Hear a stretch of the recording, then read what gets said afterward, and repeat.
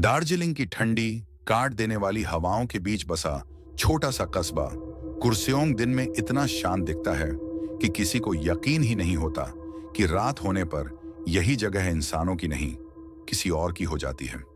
सूरज डूबते ही पहाड़ों पर धुंध ऐसे उतरती है जैसे किसी अदृश्य दानव की सांसें फैल रही हों, और उसके बीच वो सड़क छुपी है जिसे लोग धीमी कांपती आवाज में डाउनहिल डेथ रोड कहते हैं। एक ऐसा रास्ता जहां बरसों से लाशें मिलती रही हैं, ऐसी लाशें जिनके चेहरे पहचान में नहीं आते और कुछ जिनके सिर कभी मिले ही नहीं। 1900 से आज तक यहां इंसानों के गायब होने, चीखें सुनाई देने और अचानक मौतों की दर्जनों रिपोर्ट दर्ज हैं, लेकिन कोई यह तय नहीं कर पाया कि यह सब इंसानी है या पहाड़ में कुछ और है। इस सड़क के पास पुराना विक्टोरिया बॉयज स्कूल खड़ा है। लकड़ी की सीढ़ियां, लंबे धूल भरे गलियारे और खिड़कियां जो हवा नहीं, किसी की नजर से हिलती हैं। स्कूल के गार्ड कहते हैं कि आधी रात के बाद वहां बच्चों के दौड़ने की आवाज आती है, टाप टाप टाप, जैसे कोई खेल रहा हो। लेकिन जब टॉर्च की रोशनी फेंकी जाती है तो गलियारा खाली मिलता है, बस सिरहन देने वाला सन्नाटा। कई शिक्षक मानते हैं कि यहां कभी एक छात्र की रहस्यमयी मौत हुई थी, कोई नहीं जानता कैसे, और तभी से किसी का साया स्कूल की छत पर चलता दिखाई देता है। 1967 में एक लकड़हारा जंगल में पेड़ काट रहा था, तभी उसे पीछे से किसी बच्चे की हंसी सुनाई दी। वो मुड़ा तो धुंध में एक छोटा लड़का दिखा, लाल निक्कर, सफेद शर्ट पहने, बिल्कुल चुप। लकड़हारे ने पास जाकर पूछा, तुम अकेले क्या कर रहे हो? लड़का धीरे धीरे मुड़ा और जहां सिर होना चाहिए था वहां कुछ नहीं था। लकड़हारा बेहोश पाया गया और होश में आने के बाद वह कोई शब्द नहीं बोल पाया, सिर्फ वही कहता रहा, वो बिना सिर का था, वो मुझे देख रहा था। और फिर कुछ हफ्तों बाद उसने आत्महत्या कर ली। उसके बाद से जंगल में कदमों की आवाज, टूटी शाखाओं की चरमराहट और अचानक बहती ठंडी हवाएं आम हो गईं, जैसे कोई अदृश्य चीज हमेशा मौजूद हो। कई ट्रैवलर्स बताते हैं कि इस सड़क पर गाड़ियों के इंजन अपने आप बंद हो जाते हैं और कार की खिड़की के शीशे पर छोटे गंदे उंगलियों जैसे निशान बन जाते हैं, जबकि आसपास कोई नहीं होता।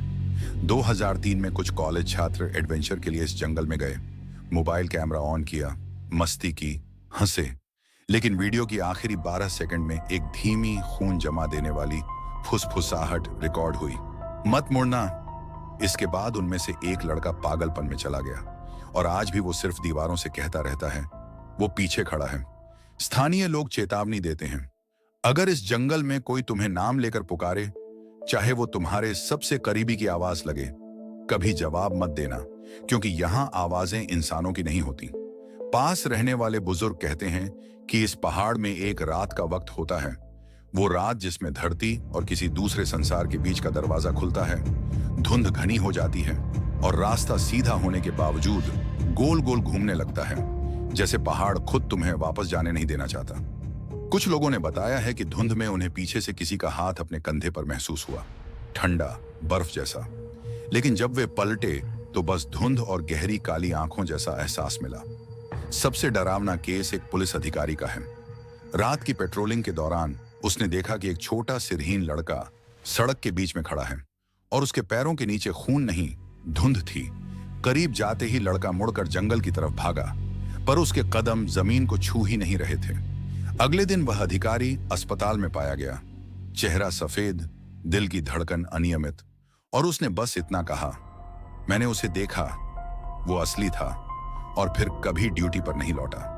आज भी कुर्सियों के लोग शाम होते ही दरवाजे बंद कर लेते हैं, लाइट बंद नहीं करते और सड़क की तरफ देखने से बचते हैं, क्योंकि कहा जाता है कि डाउहिल में जो चीज एक बार किसी की आंखों में देख ले, वो उसे छोड़ती नहीं।